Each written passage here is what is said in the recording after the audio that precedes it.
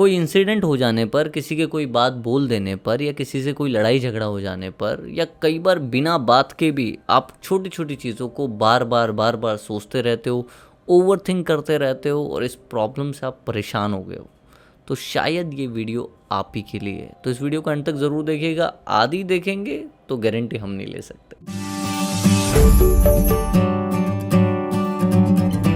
सबसे पहले ओवरथिंकिंग है क्या, हम इसे समझते हैं। जब किसी भी बात का लूप हमारे ब्रेन में बने या फिर किसी भी थॉट के सब थॉट हमारे ब्रेन में बने, तब हम ओवरथिंकिंग कहते हैं उसे। आम भाषा में कहें तो किसी भी बात को ज़रूरत से ज़्यादा सोचने को हम ओवरथिंकिंग कह देते हैं, कि हम किसी भी बात को जितनी नीड नहीं है हम उससे ज़्यादा सोच रहे हैं। देखो, मुझे ऐसा लगता है कि ओवरथिंकिंग तब सही है जब आप अपने करियर के बारे में सोच रहे हो या फिर अपने कोई भी ऐसा डिसीजन लेने के लिए जा रहे हो, you are about to take the decision.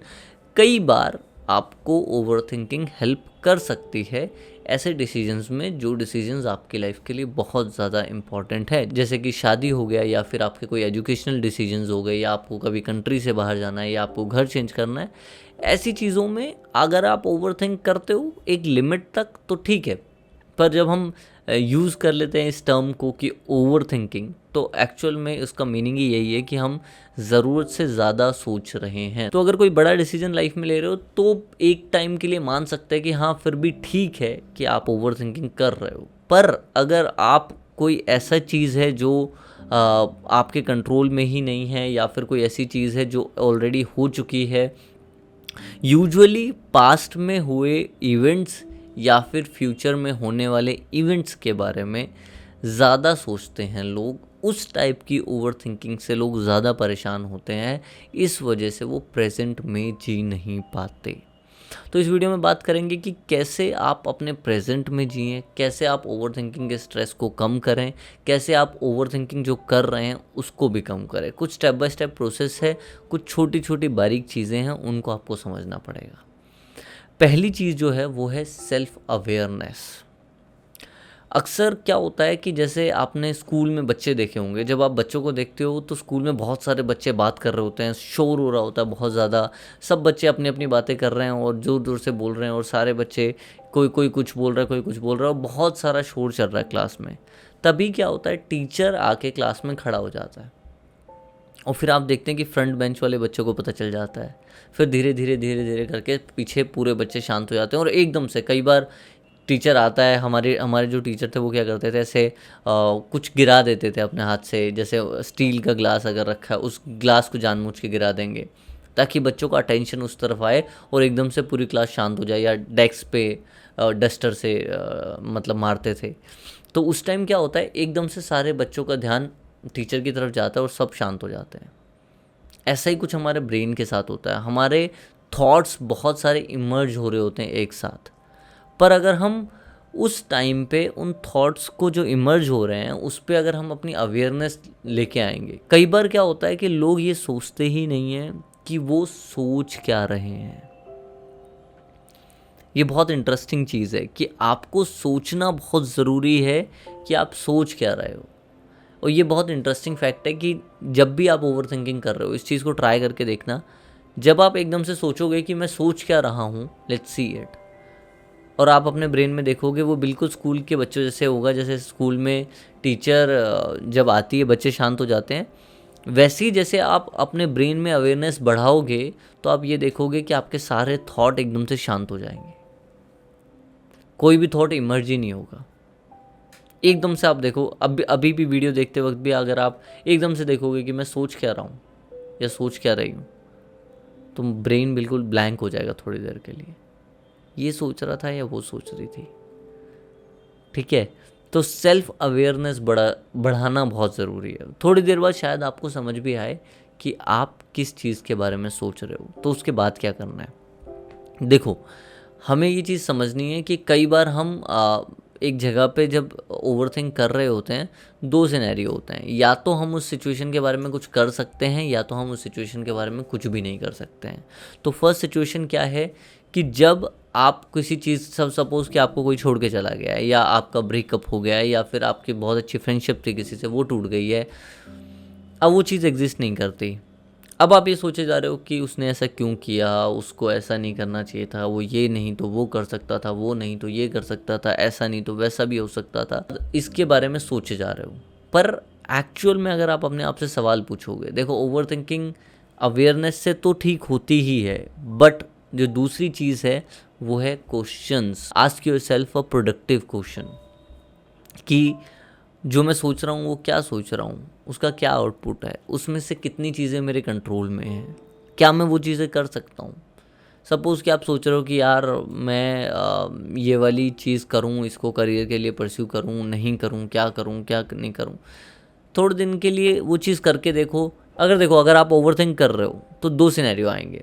First ये आएगा कि जो चीज़ हुई है उसके बारे में आप कुछ नहीं कर सकते। सेकंड ये आएगा, जो चीज़ हुई है उसके बारे में आप कर सकते हो बट आप कंफ्यूज हो कि करना क्या है।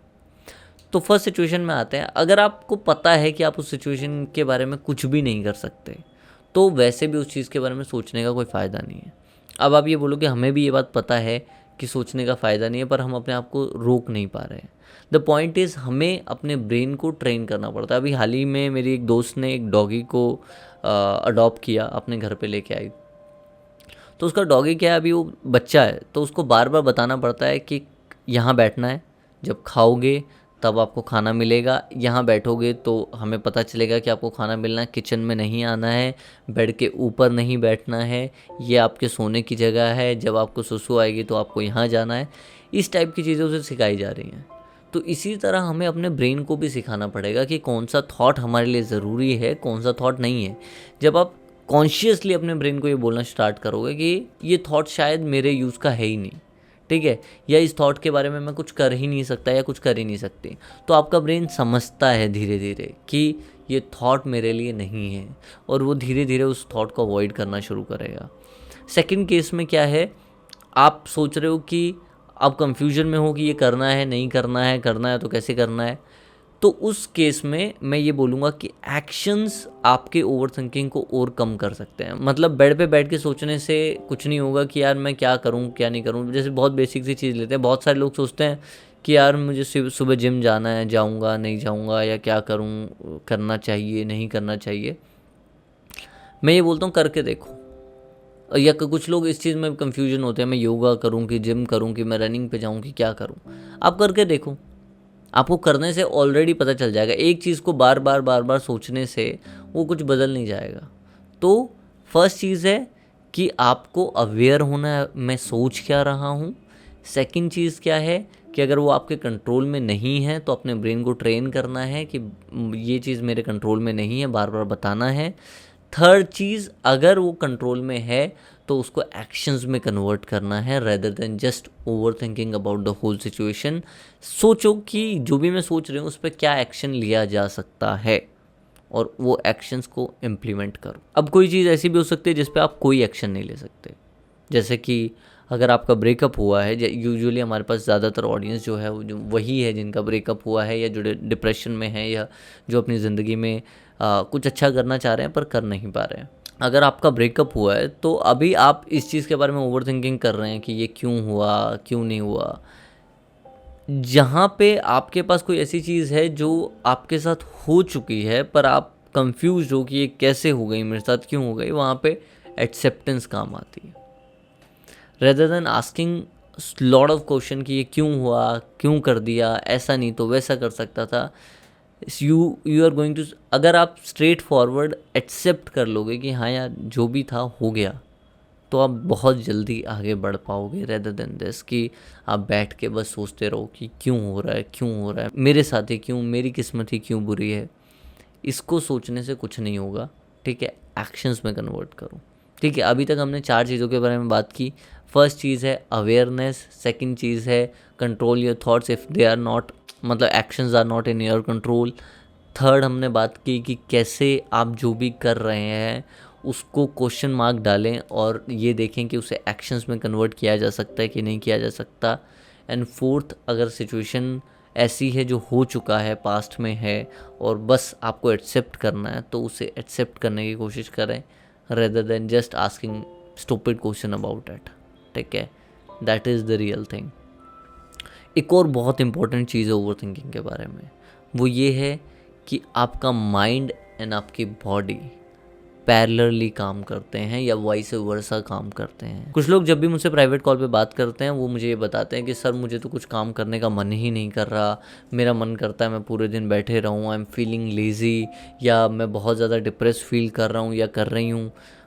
कम से कम 70% लोग जिनका भी कॉल आता है वो मुझसे ये प्रॉब्लम ज़रूर बताते हैं। और मैं उनसे पूछता हूँ कि आपका डेली रूटीन क्या है, आप डेली करते क्या हो। तो वो मुझे बताते हैं कि सुबह उठते हैं या ऑफिस जाते हैं या स्कूल कॉलेज जाते हैं, फिर शाम को आके बैठ जाते हैं, स्क्रॉल करते रहते हैं एंड ऑल। अगर मैं उन्हें ये बोलता हूँ कि अगर ये लाइफस्टाइल मैं भी फॉलो करूँगा ना, तो शायद मैं भी आपकी तरह ओवरथिंक करने लग जाऊँ किसी ना किसी चीज़। मेरी ज़िंदगी में भी कोई ना कोई चीज़ तो होगी जिसके बारे में मैं ओवरथिंक कर सकता हूँ। सबसे बड़ी चीज़ ये है कि आप बॉडी को बोल रहे हो कि जब वो राइट सिग्नल देगी तब मैं राइट चीज़ करूँगा, पर बॉडी आपको बोल रही है कि जब आप राइट चीज़ सोचोगे तब मैं राइट चीज़ करूँगी। मतलब ये दोनों इंटरकनेक्टेड हैं। आपका कोई भी डिसीजन है जो डे का बेसिक डिसीजन है, जैसे कि आप डेली आप सैड हो, हैप्पी हो, अच्छे हो, बुरे हो, डिप्रेस्ड हो, आप सारे केसेस में 99% ऑफ द टाइम आप ब्रश करते होगे अपने घर में सुबह उठ के।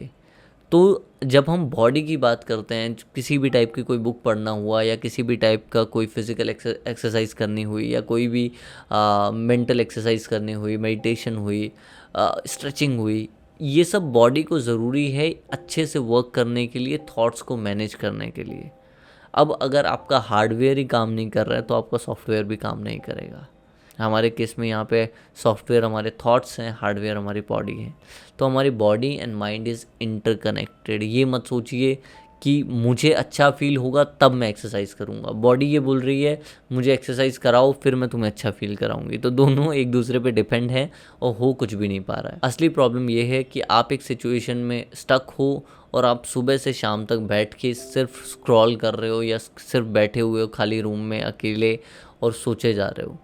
तो जो मैंने पहले भी कहा कि एक्शंस में कन्वर्ट करो। दूसरी बात, start going for a walk. अगर कुछ भी समझ में नहीं आ रहा है, एक हल्का सा वॉक ज़रूर लेके आओ बाहर, तो आपको थोड़ा बहुत क्लियरिटी होगी। इसी के साथ हमारा नेक्स्ट पॉइंट आता है, वो है चेंज द सीन।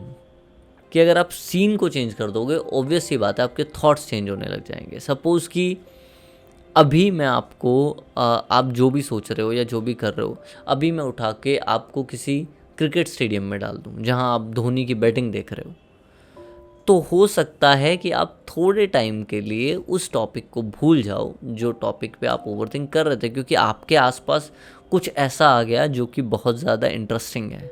तो अभी आप उस चीज़ के बारे में नहीं सोच रहे हो। तो सबसे ज़्यादा प्रॉब्लम जो मैंने पीछे भी बताया वो ये है कि you stuck in one situation and one place. आप एक ही जगह पे बैठे हो, बस सोचे जा रहे हो। अब कुछ लोग बोलेंगे सर हम तो रात में ओवरथिंक करते हैं, हम क्या करें, रात में कहाँ जाएं। बिल्कुल, आप रात में कहीं नहीं जा सकते, पर कोशिश करो कि अर्ली मॉर्निंग उठो। जब आप सुबह 4-5 बजे उठोगे तो ऑब्वियस सी बात है कि आप शाम तक थक जाओगे और आपको 8-9 बजे नींद आने लग जाएगी।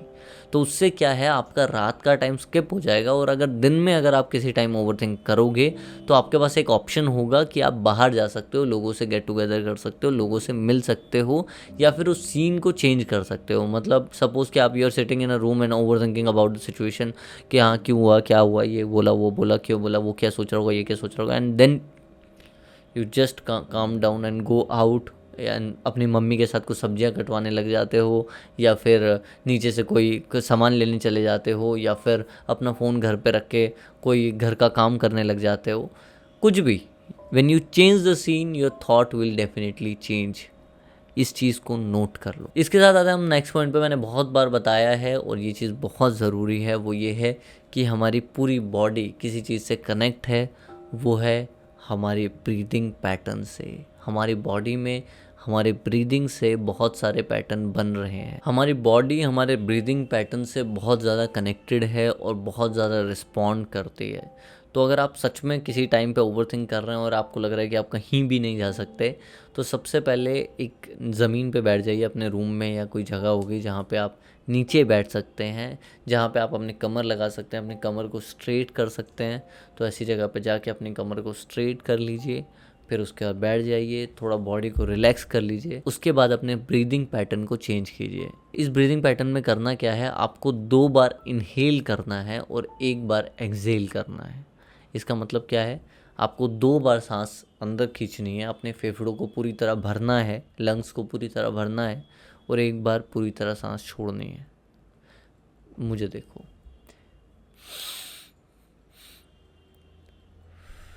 आप अपने मुंह से भी सांस छोड़ सकते हो या फिर अपने नाक से भी छोड़ सकते हो, आपकी मर्जी।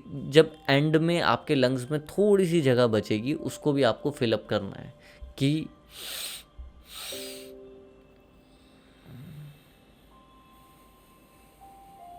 जब आप 2 बार बहुत ज़्यादा इनहेल करोगे और 1 बार एक्सहेल करोगे, इससे होगा क्या, आपके लंग्स में ऑक्सीजन की जो मात्रा है वो बढ़ जाएगी और आपके ब्रेन को और फंक्शंस करने के लिए या और थोड़ा अच्छे से सोचने के लिए या और चीज़ें करने के लिए थोड़ा मौका मिलेगा। क्या होता है कि हम एक पोजीशन में बैठे हैं, हमारी हमारी जो ऑक्सीजन लेवल है वो कम हो रही है, कार्बन डाइऑक्साइड लेवल बढ़ रही है हमारी बॉडी में, जिसकी वजह से क्या होता है कि हमारा ब्रेन उस उतने लेवल पे फंक्शन नहीं कर पाता जिस लेवल पे उसे करना चाहिए। तो एक जगह बैठो और कम से कम 15 से 20 बार इस टाइप का एक्सहेल इनहेल एक्सरसाइज करो। 2 बार आपको इनहेल करना है, 1 बार आपको एक्सहेल करना है, ठीक है। इस चीज़ को याद रखो। अगर आपने हमें इंस्टाग्राम पे फॉलो नहीं किया है तो जाके फॉलो कीजिए, यहाँ कहीं हैंडल आ रहा होगा, और वहाँ लाइव भी आते हैं हम। अगर आप प्राइवेट कॉल नहीं ले सकते तो you can go for a live stream, तो लाइव में हमारे साथ बात कर सकते हैं। तो मैंने बात की थी अपने इंस्टाग्राम पे कि ओवर थिंकिंग को कोई एक चीज़ इफ़ेक्टिवली कम कर सकती है, तो वो है आपका डेली डायरी राइटिंग करना। अगर आप डेली डायरी राइटिंग करते हैं, आप अपने थॉट्स को लिखते हैं पेपर पे, तो इससे आपकी ओवर थिंकिंग बहुत ज़्यादा कम हो जाती है। कोई भी एक टॉपिक लीजिए जिसके बारे में आपको लगता है कि आप बहुत ज़्यादा ओवर थिंक कर रहे हैं। सपोज़ कि आप अपने ब्रेकअप के बारे में या फिर किसी एक इंसान के साथ कुछ बहस हो गई, उसके बारे में आप बहुत ज़्यादा ओवर थिंक कर रहे हैं, तो टेक अ डायरी एंड उसके ऊपर लिखना शुरू कीजिए कि ऐसा हुआ, whatever comes to your mind, जो भी है आप अपने पेपर में उतार सकते हैं। अगर आपको लिखने का ज़्यादा शौक़ नहीं है या आप ज़्यादा पढ़े लिखे नहीं हैं या कुछ भी ऐसा हो सकता है, हमें अलग अलग वैरायटी की ऑडियंस देखती है। अगर आपके पास कोई ऑप्शन नहीं है तो मैं ये बोलूँगा कि कोई भी ऐसा दोस्त, कोई भी ऐसा फैमिली मेम्बर जिसके साथ आप ये बातें शेयर कर सकते हों या अपनी ओवर थिंकिंग को शेयर कर सकते हो, तो आप करें। जो आपको सुने, जज ना करे, जो आपको जवाब ना दे, बस आपकी सुन ले, तो आप उन चीज़ों को एक बार ब्रेन से बाहर निकालिए। Writing is the best thing. अगर आप लिख सकते हैं तो लिखना शुरू कीजिए, क्योंकि कुछ बातें ऐसी होती हैं जो हम दोस्तों से भी शेयर नहीं कर सकते। वो बातें आपको बहुत काम देंगी जब आप डायरी पे लिखेंगे और अपने ब्रेन से उसे बाहर निकालेंगे। तो धीरे धीरे करके आप देखेंगे कि जब आप 1 महीने तक एक पर्टिकुलर टाइम पे, आपको एक टाइम बनाना पड़ेगा कि मैं 8 से 8:30 या 8:30 से 9:30 डेली डायरी लिखूंगा या लिखूंगी। जब आप वो लिखना शुरू करते हो तो धीरे धीरे करके आप देखोगे कि आपकी ओवर थिंकिंग अपने आप कम होने लग जाएगी। तो ये थी हमारी वीडियो ओवर थिंकिंग के बारे में। अगर आप चाहते हैं किसी और टॉपिक में मैं वीडियो बनाऊं तो कमेंट में ज़रूर लिखिएगा। और हाँ, कुछ भी नहीं है लिखने को तो लिखिए लव यू बाबा के सार। I love to hear that. प्यार किसको अच्छा नहीं लगता। मिलते हैं नेक्स्ट वीडियो में नेक्स्ट सैटरडे रात 9 बजे। तब तक के लिए जय हिंद, जय भारत, लव यू ऑल।